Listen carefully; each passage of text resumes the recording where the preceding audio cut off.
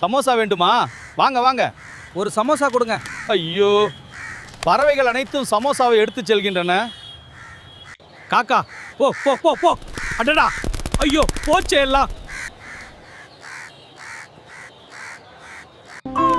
சம்சாவை காக்கைகள் எடுத்தன. நான் இழந்தேன்.